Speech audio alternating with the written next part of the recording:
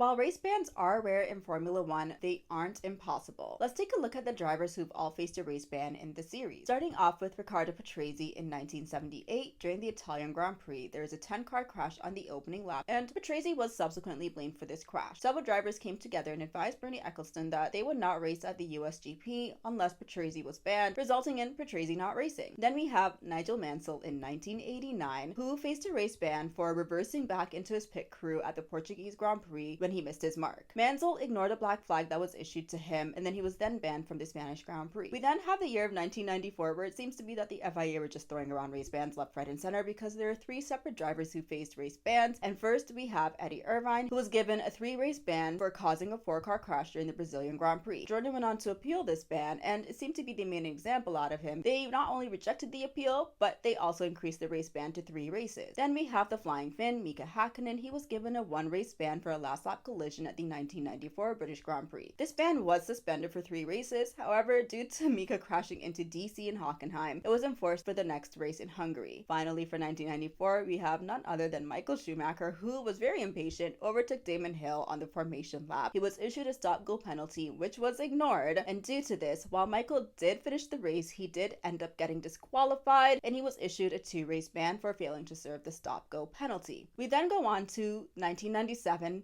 at the Japanese Grand Prix, and this was an interesting one because Jacques Villeneuve, during the Saturday practice, alongside of 5 other drivers, failed to slow at a yellow flag. These 5 other drivers were issued a suspended race ban. However, because Jacques Villeneuve committed this exact same crime on 3 previous occasions and had already had a previous suspended race ban, he was given an immediate race ban for the following race, which would have been on Sunday. But because Williams lodged an appeal and with no time to organize a hearing, Jacques was allowed to complete the race and he finished in 5th position. But you know, the FIA does the FIA things, and they then rejected the appeal 9 days later and erased the 2 championship points he gained during the race. We then have to talk about Romain Grosjean, who in 2012 at the Belgian Grand Prix landed a 1-race ban. This was during the opening lap. Grosjean and Hamilton made contact before crashing into Alonso, Perez, and Kobayashi. This collision was deemed to be Grosjean's fault. He was then banned for the following race, which would be the Italian Grand Prix. And finally, we have to talk about the most recent race ban, which was Kevin